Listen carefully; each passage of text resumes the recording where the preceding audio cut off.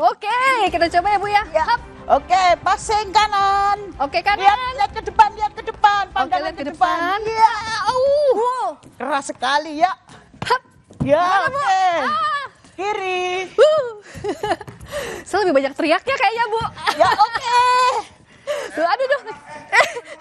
Ntar kena kamera lo lagi syuting. Gak apa-apa, lagi latihan nih, Ceng. Lagi Jangan di sini latihan. dong. Ini saya bilangin orang tua kamu ya. Enggak, ini orang tua saya. Oh iya, Ibu. Saya kenal ini Ibu Itut nih. Iya. Iya. Apa kabar Ibu? Iya, alhamdulillah sehat. Ini mah saya tahu banget. Iya. Jagoan bola. Emang banget jagoan bola. Makanya mumpung ada Bu itu, saya latihan, Cing. Biasanya kan jadi fansnya timnas aja nih. Sekarang siapa tahu diajakin jadi timnas kayak Ibu Itut. Ibu Itut, iya. Nah, karena sepak bola ini kan nggak hanya buat kaum laki-laki. Iya. Ibu Sri Hastuti ini adalah seorang perempuan yang berprofesi sebagai guru, rela juga mengajar sepak bola putri tanpa meminta bayaran loh, Cing. Yang benar. Bener. Yaudah kita lihat nih videonya berikut ini.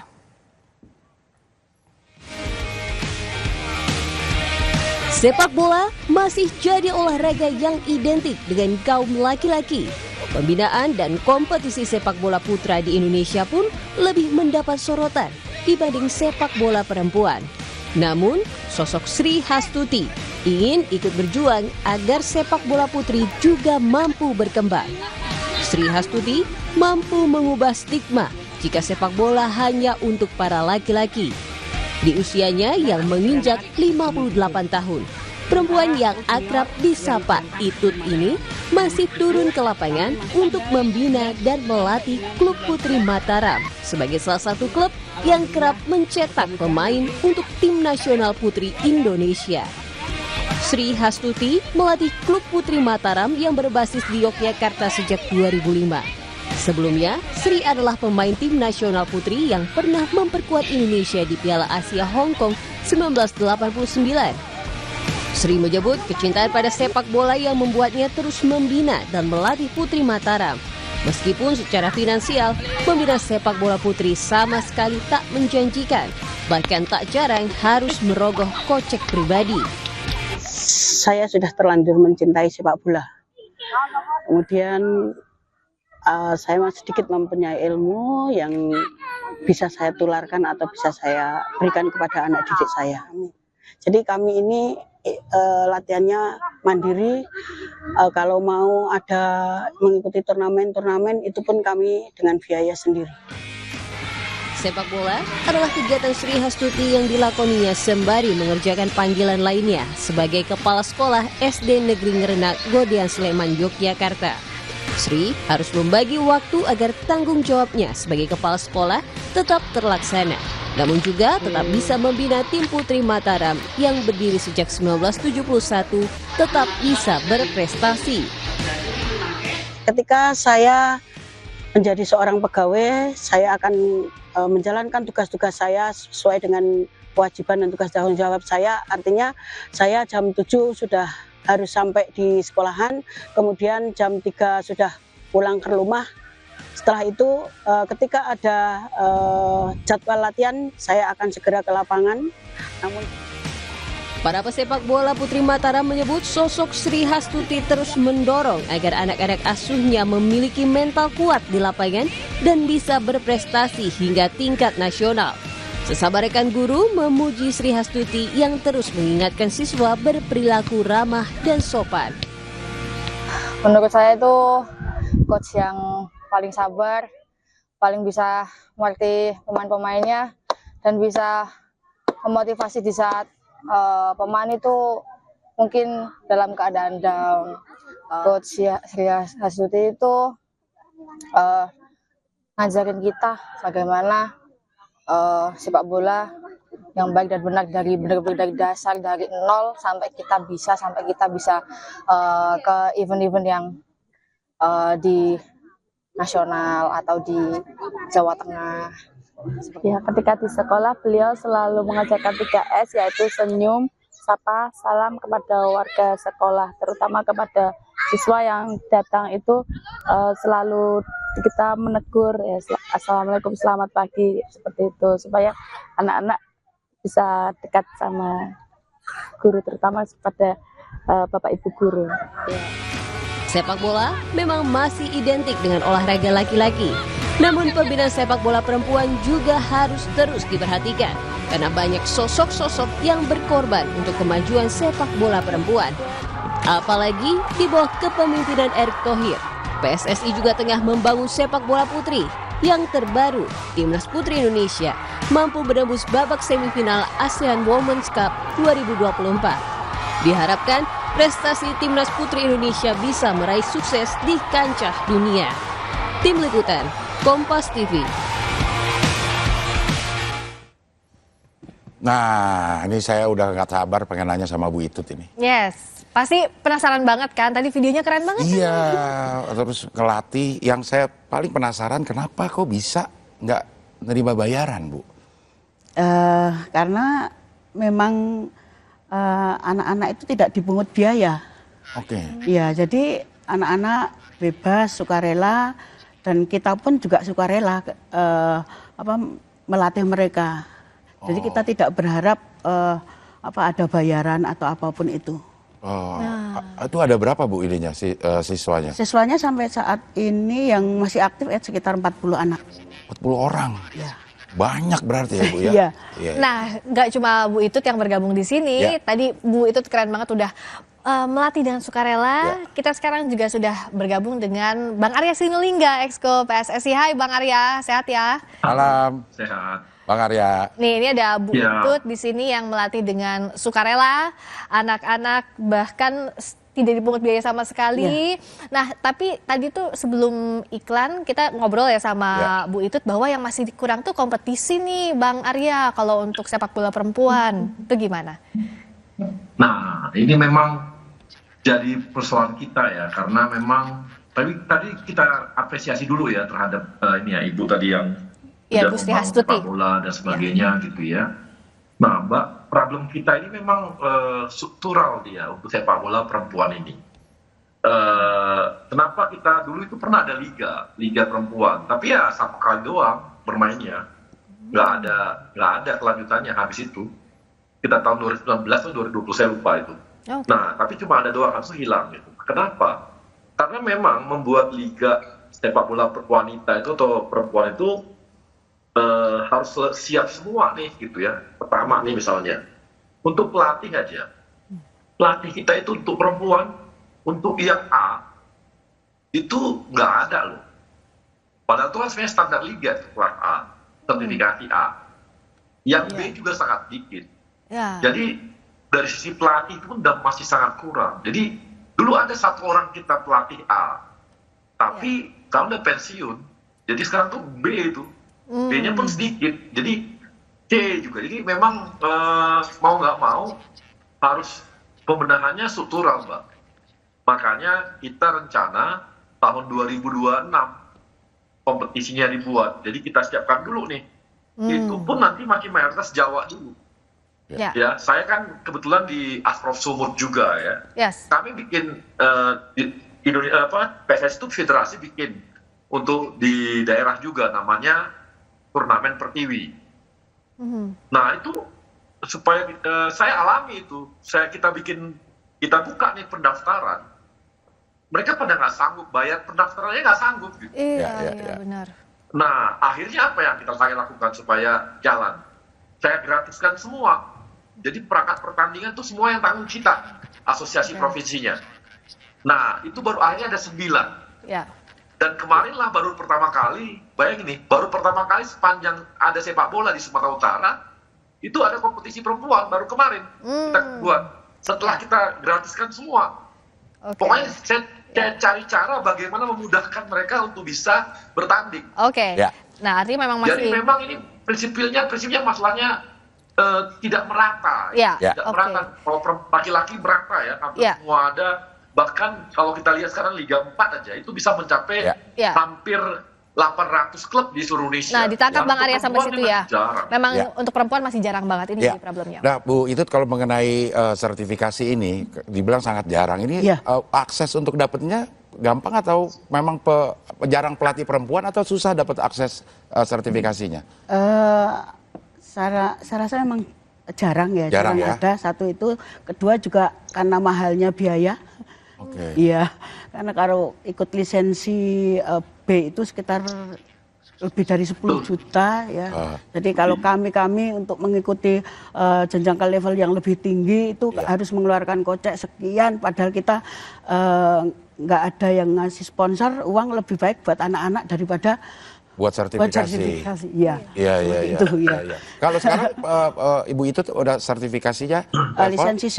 Lisensi C. Iya. Sebenarnya ada bedanya, pernah ngelatih yang anak-anak laki-laki nggak? Pernah. Bedanya sama perempuan ada? Bedanya ketika anak laki-laki lebih mudah diberitahu, dikasih contoh sekali mereka bisa.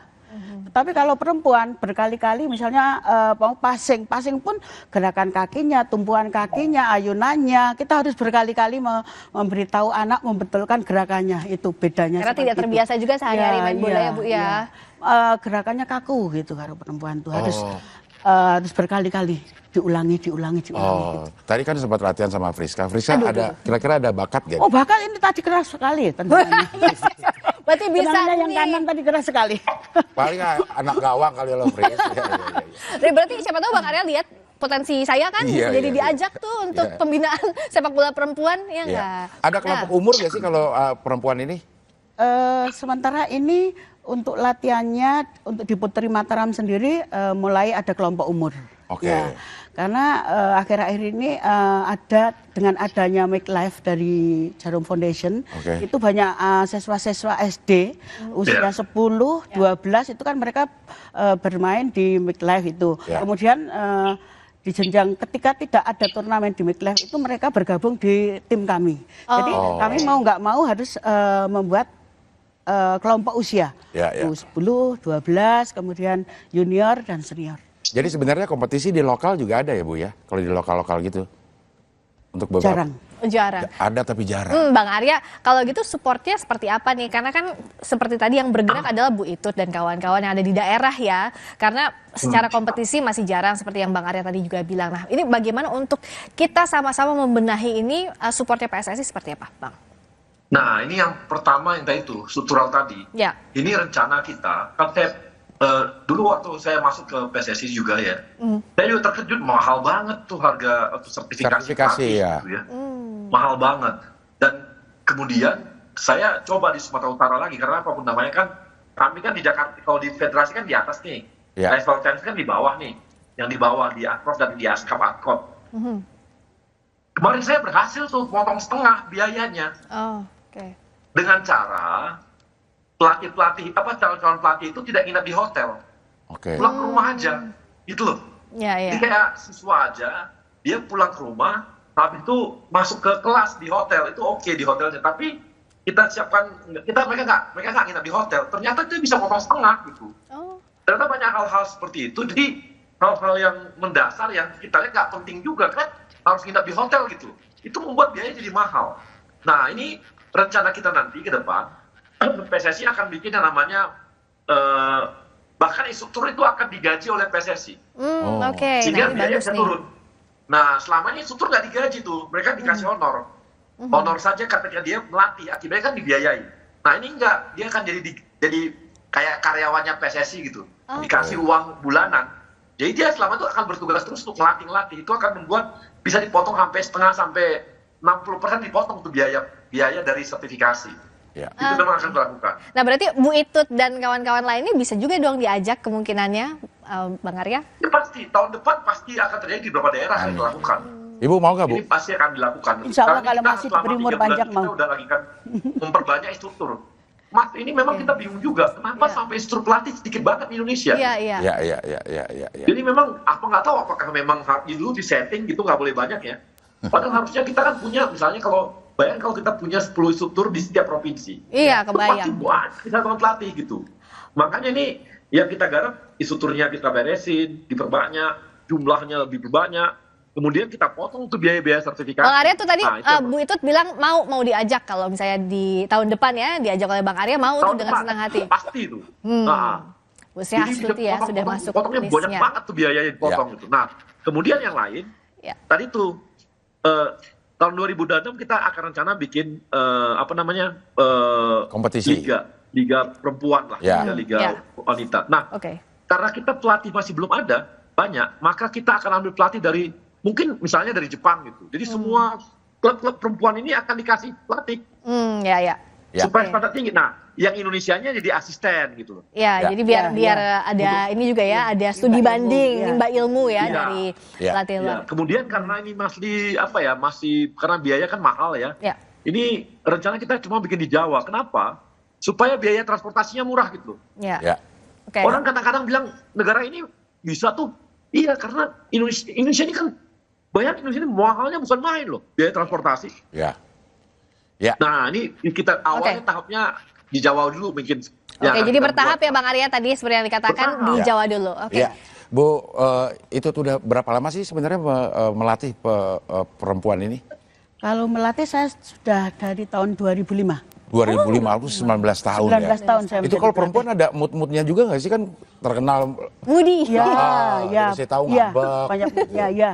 Kalau ditegur nggak jadi pas, nggak jadi nggak jadi ini nggak enak. Nggak jadi pemain inti, marah. Kemudian ketika lagi dapat menstruasi, PMS juga gitu juga seperti itu ya. Jadi kita harus pandai-pandai untuk menjaga mereka supaya moodnya nggak turun. Apalagi menjelang pertandingan. Ada yang berantem nggak sih Bu, sampai berantem Bu di lapangan? Insya Allah selama saya melatih belum pernah. Oh enggak dong. Tapi kalau bertanding ya biasalah, dorong-dorongan gitu biasa. Jambak-jambakan gitu? Oh ya enggak, cuma dorong gitu. Body lah, body charge gitu, enggak apa-apa. Iya, bertengkar gitu akhirnya jadi lama. Oh enggak, selama saya menjadi pelatih belum pernah. Tapi Ibu Itut juga dulu kan pernah jadi pemain nasional juga. Iya. Pernah berangkat ke Hong Kong. Oh, ke Hong Kong. Kayak itu ya, berangkat dari Hong Kong gitu. Ini beneran. Beneran Hong Kong. Iya. Waktu itu Piala AFF. Oh, kita pernah juga dulu Piala AFF. Sekarang kita masuk di semifinal.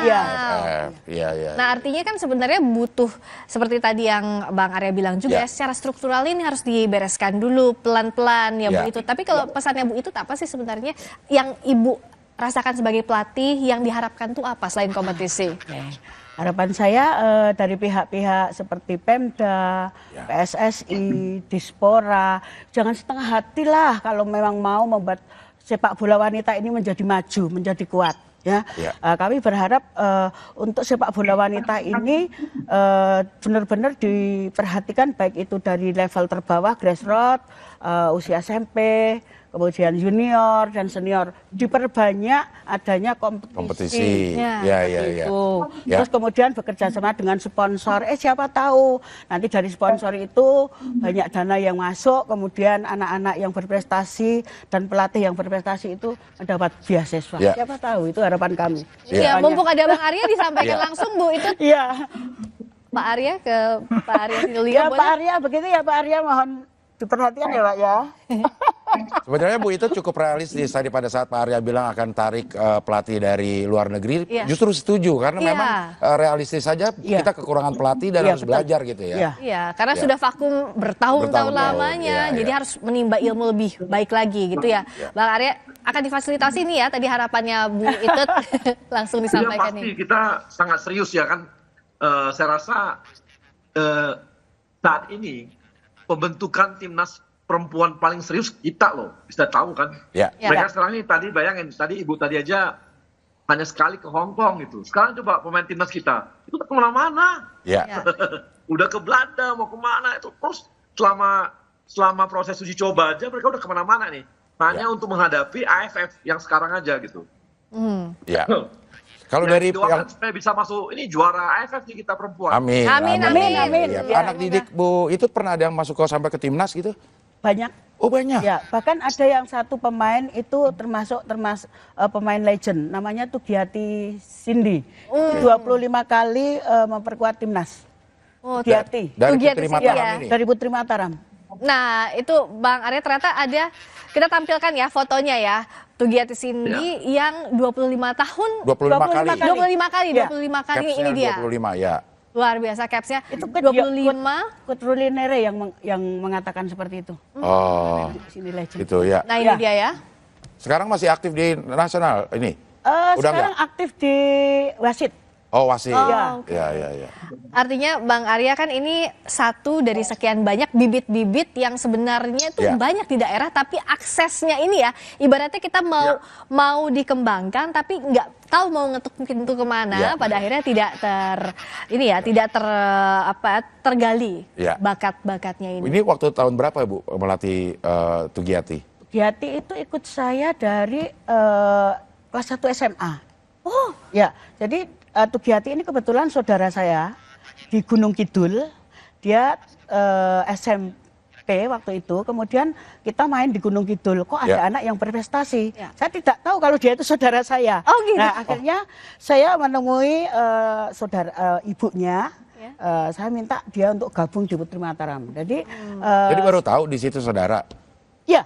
Jadi baru tarik tahu. kasih. balik gitu. kasih, ketemu di Putri Mataram. Ketemu Dia ikut gara-gara saya bola. selama 15 tahun. Oh. Iya, selama 15 tahun itu kelas berapa ya? Itu kelas 1 SMK, Ya. kemudian dia ikut karena di Jogja DIY itu kemarin nggak ada tim juniornya, Ya. akhirnya dia bergabung di Ya. Jawa Timur, kemudian ikut seleksi nasional dan sampai Masuk tim. 25 kali Iya, ya. iya, iya. 25 kali. Bu, ini terakhir nih lewat dari tentang sepak bola Ya. wanita. Sekarang kita timnas kita ini membanggakan masuk ke putaran ketiga Ya.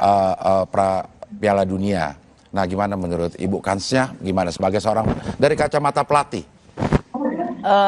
Dengan adanya beberapa pemain yang dari apa itu namanya naturalisasi, Ya. kemudian ada pemain yang Suherman itu, Ya. itu kemudian ada beberapa pemain yang senior juga di situ. Insya Allah nanti adik-adik yang saat ini di Piala AFF, Insya Allah bisa menang.